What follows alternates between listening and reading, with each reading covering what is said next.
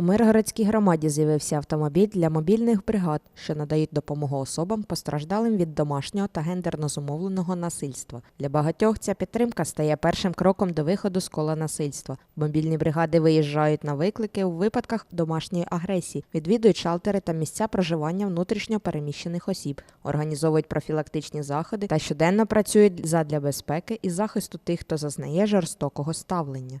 Дуже важливою є складова саме своєчасного реагування на такі випадки, роботи з сім'ями, як з постраждалими, так і з кривдниками, своєчасного реагування, роботи психологів і так далі, для того, щоб упереджувати ці випадки на майбутнє. Місцеві бюджети отримали субвенцію для розвитку мережі служб, що надають допомогу постраждалим від домашнього та гендерно зумовленого насильства. Кошти спрямували на завершення ремонтів у таких службах та закупівлю авто для мобільних бригад. Розподіл фінансування відбувався відповідно до національної стратегії безбар'єрності. Тут ми за підтримки Міністерства соціальної політики, і ми дякуємо їм за підтримку обласній військовій адміністрації. Ми взяли участь в конкурсному відборі міністерства на розвиток цих саме служб підтримки. І ми отримали кошти з державного бюджету, Центр соціальних служб отримав кошти 1 700 000 гривень на придбання саме автомобіля, який буде використовуватися цією службою підтримки і здійснювати виїзди по території нашої громади. З бюджету громади було додатково профінансовано ще 55 000 гривень на всі організаційні питання, тобто оформлення автомобіля, постановку на облік і так далі.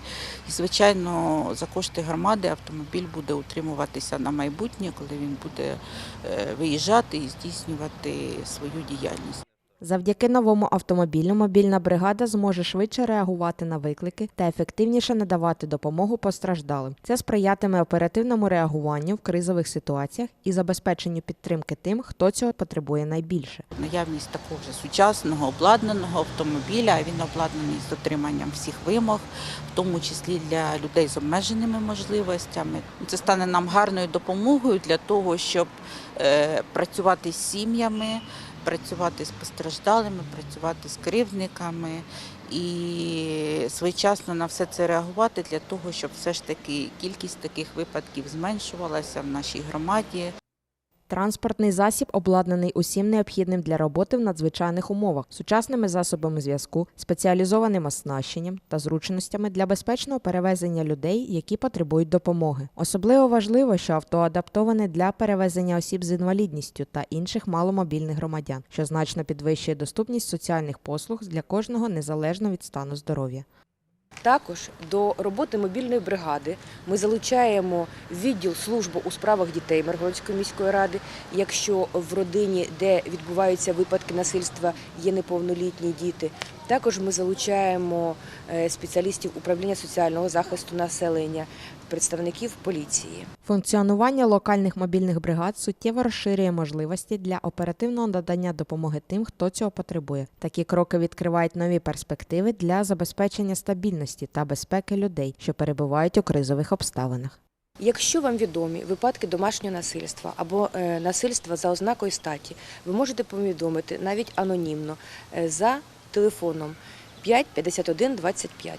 Також можна звернутися в сам Центр соціальних служб. В Центрі соціальних служб працює не тільки мобільна бригада, а також консультативна служба первинного соціально-психологічного консультування осіб, які постраждали від домашнього насильства. Сорочинська, 14А, кімната 205.